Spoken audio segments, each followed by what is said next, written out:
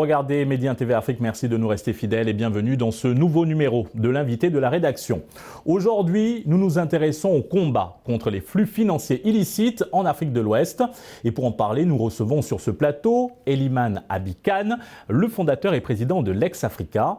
Il s'agit d'un think tank regroupant la nouvelle génération de l'élite africaine pour promouvoir la citoyenneté de transformation en Afrique. Monsieur Kane, merci d'avoir accepté notre invitation. C'est moi qui vous remercie. C'est un plaisir d'être sur votre plateau aujourd'hui. Monsieur Kane, votre organisme a lancé le mois dernier un programme de formation visant à lutter contre les flux financiers illicites. Ces flux financiers illicites sont en économie une forme de fuite illégale de capitaux qui se produit lorsque de l'argent est gagné, transféré ou dépensé illégalement. Cet argent disparaît de tout registre comptable dans le pays d'origine et les revenus générés par le stock de flux financiers illicites ne reviennent généralement pas dans le pays d'origine. D'où le problème que vous souhaitez éradiquer. Et pour vous, c'est un fléau mondial qu'il faut absolument donc éradiquer. Alors, pourquoi est-il si crucial, selon vous, de combattre ces flux financiers illicites ? Oui, il est crucial parce qu'effectivement, il s'agit d'un fléau mondial qui est à l'origine d'ailleurs de tous les problèmes socio-économiques que nous sommes en train de vivre, à savoir l'accroissement des inégalités dans ce monde qui fait que 1% des populations détient entre leurs mains ce que détiendraient 6,9 milliards de personnes dans ce monde. Voyez-vous, c'est quand même énorme, c'est hilarant. C'est donc un problème mondial, mais également un problème qui se pose avec beaucoup plus d'acuité pour les pays en développement, notamment les pays en Afrique. C'est pour cela que nous nous intéressons à cela, parce qu'avec ces flux financiers illicites qui s'opèrent sur plusieurs registres, l'Afrique est en train d'être saignée.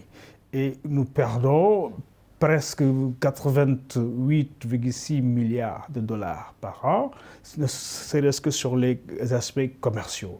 Alors qu'au-delà des transactions commerciales dans le monde que nos États font avec les entreprises multinationales étrangères pour la plupart, il y a aussi les questions de blanchiment et d'autres crimes financiers et notamment la corruption qui contribue tous effectivement à ces flux financiers illicites-là. Donc les combattre, c'est tout simplement favoriser à ce que les ressources qui sont exploitées en Afrique et qui produisent de la plus-value puissent être également utilisées pour être réinvesties dans les secteurs sociaux de base, notamment donc la santé, l'éducation, la protection sociale, et donc réduire ou bien combattre définitivement la pauvreté en Afrique. Donc, votre organisme Lex-Africa a lancé, nous l'avons dit en début d'émission, le mois dernier, un programme de formation visant à lutter contre les flux financiers illicites. Vous comptez former 45 journalistes et blogueurs de l'Afrique de l'Ouest. À l'issue de cela, quelles sont vos attentes par rapport à cette session ? Alors, nous sommes en train de faire cette formation-là pour 45 journalistes et blogueurs en Afrique de l'Ouest et nous comptons aller plus loin pour une masse critique. Parce que tout simplement, nous pensons que si nous donnons les outils à ces personnes qui, sur le plan professionnel, travaillent à distiller, analyser et donc diffuser l'information auprès des masses, nous allons plus rapidement atteindre les masses populaires. Parce que justement, ce qu'il faut faire, c'est de mobiliser les citoyens africains pour qu'ils soient conscients de l'ampleur de ces phénomènes-là et ce qu'ils sont en train de perdre à partir de là, et ce qui les permettrait de s'organiser donc pour pouvoir effectivement faire aussi les pressions nécessaires pour que les États puissent prendre des mesures adéquates pour faire face et arrêter cette hémorragie qui saigne l'Afrique. Selon le rapport de la Conférence des Nations Unies sur le commerce et le développement publié l'année dernière et intitulé « S'attaquer aux flux financiers pour le développement durable en Afrique », le continent perd un montant énorme de plus de 88 milliards de dollars par an. Qu'est-ce qui explique cela ? Ce qu'il explique, c'est comme je l'ai dit tout à l'heure, c'est-à-dire que d'abord le premier grand registre, comme l'avait montré avant le rapport de haut niveau qu'on appelle le rapport Thabo Mbeki, qui avait dans les années en 2015 justement produit un rapport qui montrait qu'en fait l'essentiel de ces flux financiers illicites, plus de 63%, s'effectuait dans les transactions commerciales, c'est-à-dire les contrats que nous signons avec des entreprises qui viennent exploiter des ressources, surtout sur les ressources naturelles. Ça, les télécommunications et autres. Ce sont ces secteurs-là surtout où on perd plus.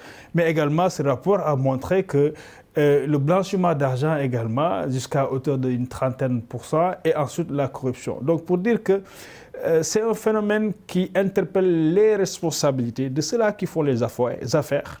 Surtout donc ceux qui capitalisent un peu l'essentiel de l'investissement. Donc à côté de ces chiffres-là, vous voyez que les IDE, donc les investissements directs étrangers, représentent à peine 54 milliards de dollars. L'aide au public au développement, 48 milliards, pour dire que les flux sont beaucoup plus importants que l'aide publique que nous recevons et que cet argent qui est investi justement par ces entreprises étrangères qui, par contre, nous pompent beaucoup à côté sur la base des contrats qu'ils signent, qui sont des contrats déséquilibrés, léoniens, mais sur la base aussi de pratiques qu'elles utilisent, à savoir les stratégies d'optimisation fiscale qui leur empêchent de payer l'impôt là où ils sont véritablement en train de créer la recherche, surtout en Afrique où nous avons l'essentiel des réserves en terres arables, mais également des réserves importantes sur les matières premières. Monsieur Kane, globalement, quel est l'impact des flux financiers illicites sur l'économie des États africains et ses répercussions sur les populations, particulièrement en Afrique de l'Ouest? Oui, vous voyez, c'est un grand manque à gagner, c'est énorme. Et donc ça a une répercussion sur l'économie parce que cet argent qui quitte nos pays pour aller dans les paradis fiscaux ou bien dans les autres administrations fiscales qui sont donc assez magnanimes avec les grandes entreprises, aurait pu être tout simplement capté et réinvesti ici, dans les secteurs de l'agriculture, de l'industrie, pour aller vers le plein emploi, mais également pour faire des investissements sociaux, comme nous l'avons dit, pour que les Africains puissent se porter beaucoup mieux, être une force de travail, surtout qu'on a une population majoritairement jeune, dont il faut s'occuper donc en matière de santé, en matière d'éducation, de bonne formation. Et évidemment, ça a un effet direct et indirect sur l'économie africaine. Mais au-delà de ça, comme vous le dites, la pauvreté qui est ici encore assez prégnante, donc nous n'arrivons pas à mobiliser ces ressources domestiques pour donc l'éradiquer tout simplement. En Afrique de l'Ouest et sur le continent, quels sont les secteurs d'activité les plus touchés par le fléau des flux financiers illicites? C'est essentiellement le secteur des industries extractives, où effectivement il y a un haut potentiel de flux financiers, parce que l'or, le pétrole, le gaz, etc., les zircons et les autres minerais qu'on exploite ici en Afrique, c'est souvent et presque toujours des entreprises multinationales étrangères, donc surtout les majors qui le font. Et donc là, il y a énormément de pertes, comme ça a été étayé par pas mal de rapports qui existent, que ce soit le rapport Thabo Mbeki, le rapport de la CNUSET que vous venez de citer, le rapport du GIABA, etc.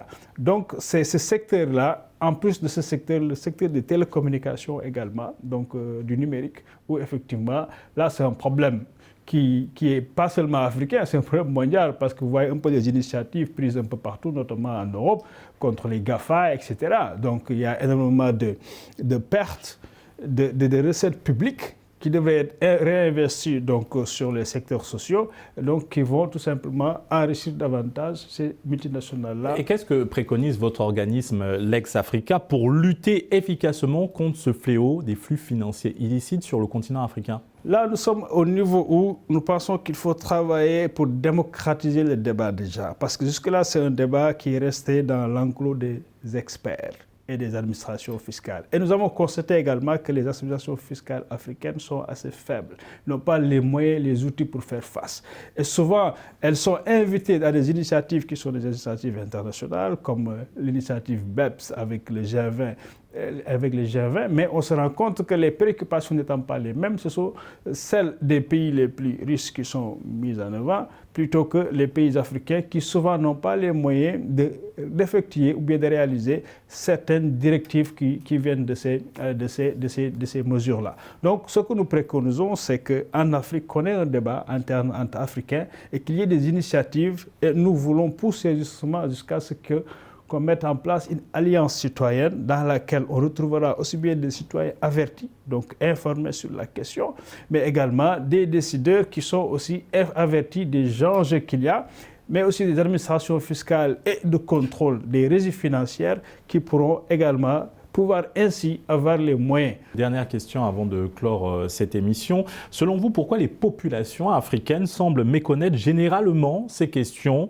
autour des flux financiers illicites? Parce que ces questions ne sont pas dans les débats. Regardez, essayez de voir un peu les débats autour des campagnes électorales. Les débats entre les acteurs politiques qui gèrent nos États. Mais ils ne parlent jamais de ça. Ils nous parlent d'autres choses. Alors que là, le nerf de la guerre, c'est l'argent, c'est ce qui est, d'ailleurs, on dit que le budget est au cœur de la démocratie, mais qui sont les Sénégalais qui s'intéressent? Ou bien même les Africains qui s'intéressent à ces questions-là? Parce que jusque-là, même l'écriture est un peu opaque, on dirait des hiéroglyphes par rapport au public. Donc il faut travailler à simplifier l'information financière pour que les populations puissent s'intéresser à ça et avoir un débat à leur niveau. Parce que finalement, rien n'est compliqué. Mais c'est tout simplement une question de code. Donc ce que nous voulons faire, c'est de décoder tout ceci pour que les populations en fassent leurs préoccupations et que ça nous rejoigne sur tous les débats citoyens qu'on peut avoir, même au niveau des quartiers et des villages, parce que c'est quelque chose de fondamental. Merci M. Kane pour cet éclairage. Nous rappelons que vous êtes le fondateur et président de Lex-Africa, une initiative panafricaine d'orientation scientifique, politique, économique et sociale. C'est moi qui vous remercie. Et merci à vous d'avoir suivi cette émission. Très bonne suite des programmes sur Média TV Afrique.